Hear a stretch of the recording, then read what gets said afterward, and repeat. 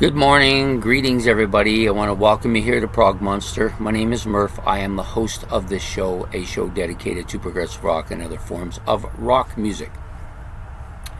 So we're doing an episode of What's New. This comes out Thursday nights.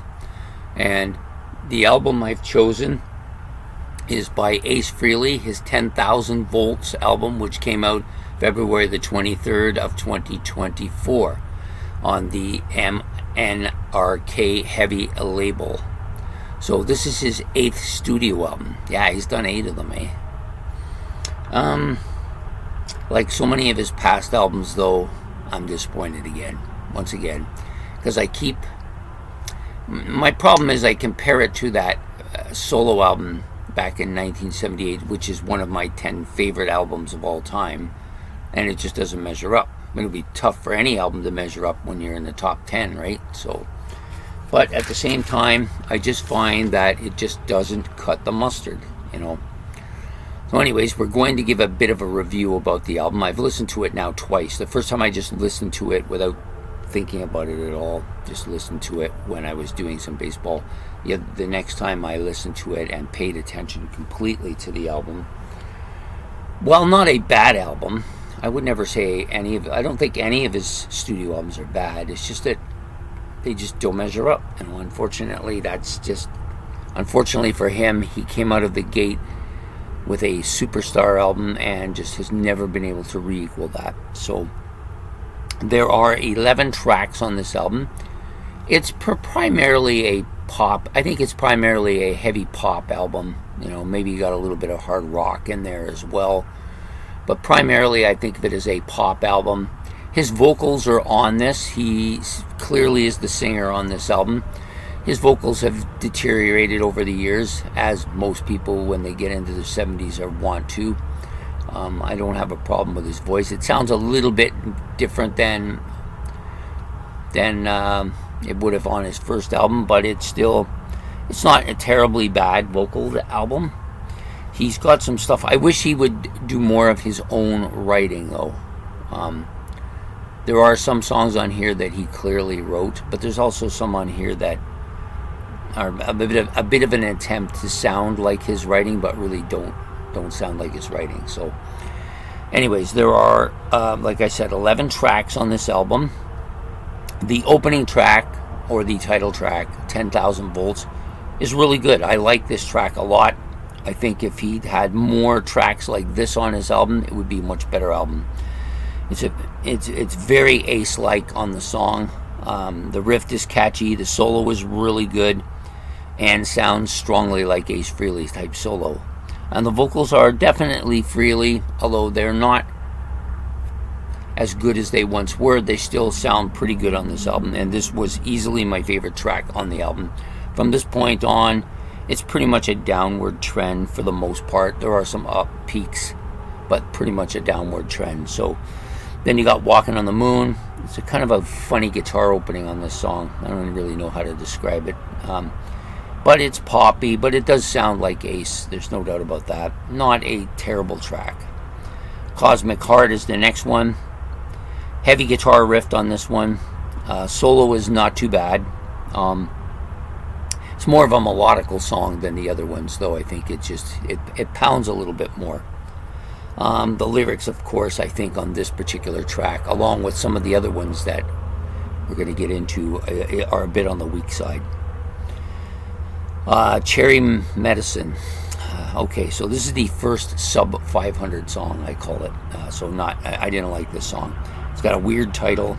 The guitar riff isn't too bad, but the lyrics are weak on this track. To me, it's not really a Frehley song. It doesn't really sound like a Frehley song. I don't know why he chose that title. It's just kind of dumb. But anyways.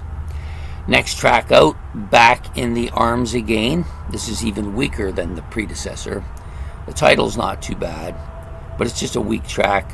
It seems a little too poppy and syrupy for me. I don't really care for it too much, so I'm not going to say too much about it.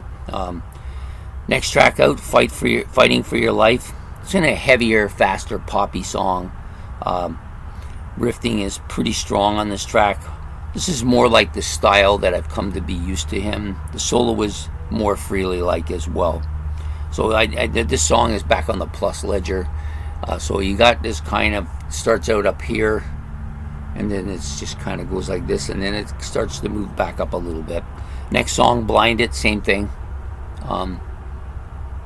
Moves up a little bit. It's an old number for him. No, sorry, not an old number. It's a bit of an odd number for him, but it's not too bad. Guitar riff is catchy. Vocals are not that great on this song. I just think it's a bit of a quirky song. Doesn't really suit him, I don't think. But it's not a bad song. I didn't hate it. Next song is a drop off again. This one, I don't know. Could be close. Could be. It's not a great song. Another song that doesn't sound anything like Frehley. It's very poppy. It's almost a ballad. I just forget it. Then you get to the next song, Life is a Stranger. This one's just a complete lame duck. I just don't care for this track at all. I don't like anything about it. To me, it's easily the worst track on the album and pretty forgettable. I don't remember anything about it other than I didn't like it. Then we move up. And the last two tracks on the album, he does come up a little bit. Up in the Sky. This is more Frehley-like, I think. Vocals are better and not a bad track. I did like this track. Pretty solid track. And then the last track, I like this as well. This is not a bad. It's primarily an instrumental. I guess every once in a while he tries to make that Fractured Mirror sound come back a little bit, but it's never 100% because that song was an absolute killer. The song is still not bad for an instrumental, and I didn't mind it. So the album finished out okay.